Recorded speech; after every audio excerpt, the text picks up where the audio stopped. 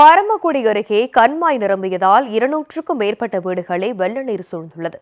கண்மாய்க்கு அருகே பிளாட்டுகளை வாங்கி வீடு கட்டியதால் பொதுமக்கள் சந்திக்கும் துயரங்களை விவரிக்கிறது இந்த செய்தி தொகுப்பு.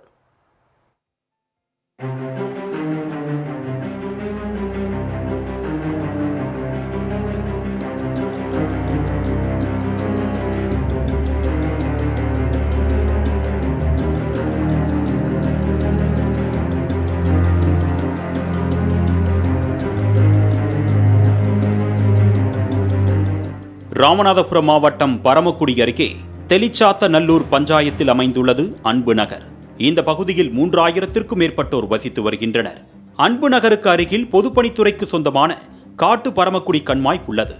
வைகை ஆற்றின் வலது பிரதான கால்வாயில் இருந்து இந்த கண்மாய்க்கு தண்ணீர் திறக்கப்படுகிறது. நீர்வரத்து அதிகரித்ததை தொடர்ந்து காட்டு பரமக்குடி கண்மாய் நிரம்பி உபரி நீர் கரைகளை உடைத்துக் கொண்டு வெளியேறியது. இதனால் அன்பு நகரில் உள்ள 200க்கும் மேற்பட்ட வீடுகள் வெள்ளத்தில் தத்தளிக்கின்றன. பல நாட்களாக தண்ணீர் தேங்கி இருப்பதால் அத்தியாவசிய தேவைகளை கூட பூர்த்தி செய்து கொள்ள முடியாமல் தவித்து வருகின்றனர் அன்பு நகர் குடியிருப்பு வாசிகள். வேலைக்கு செல்வோரும் பள்ளிக்கு செல்லும் மாணவர்களும் தினம்தோறும் இடுப்பளவு தேங்கியுள்ள தண்ணீரில் நடந்து சென்று மெயின் ரோட்டை அடைகின்றனர். பாம்பு, பூரான், தேல் போன்ற விஷ ஜந்துக்களின் தொல்லைகளுக்கும் பஞ்சமில்லாததால் பெரும் அச்சத்தில் உள்ளனர் அன்பு நகர் பகுதி மக்கள்.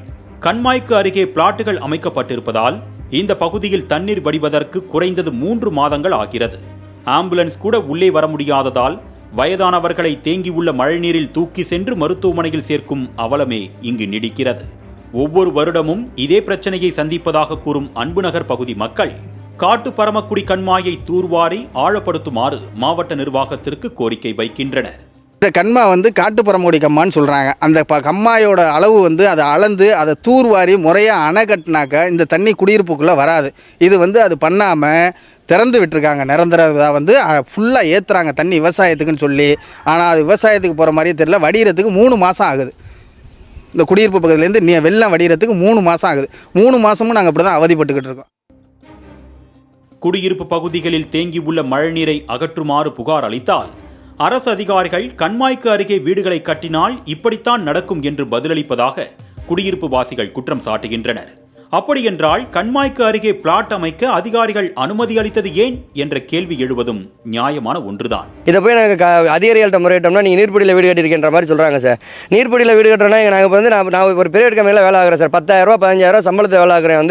அதிகபட்சம் 500 ரூபா எங்கே பிளாட் போடுறானோ அங்கே தான் சார் நான் கட்ட முடியும் வீடு. நான் போய் 10,000 ரூபாய்க்கு உள்ள ஸ்கொயர் ஃபீட் வைக்கிறாங்க சார். அங்கே வாங்கி என்னால் கட்ட முடியாது சார். அந்த சூழ்நிலை கட்டுறதே இவங்க அப்ரூவல் கொடுக்குறாங்க. ஏன்னா பாமரம் போய் கேட்குறேன், கொடுக்க முடியாதுன்னு சொல்லிடுறேன். அப்ரூவல் கொடுக்க முடியாது, உள்ள நீர்பிடி இருக்குது, அதுக்கு அம்மா இருக்குது, நீங்கள் கட்டாதீன்னு சொல்லலை சார். இபி போஸ்ட்லேருந்து எல்லாமே ஒன்று எங்களுக்கு எல்லா வசதியும் பண்ணி கொடுத்துறாங்க சார். தண்ணின்னு நிற்கல, எங்களுக்கு ஒரு பிரச்சனைன்னு போய் சொல்லலை, அதை யாருமே கண்டுக்கிறாங்களே சார்.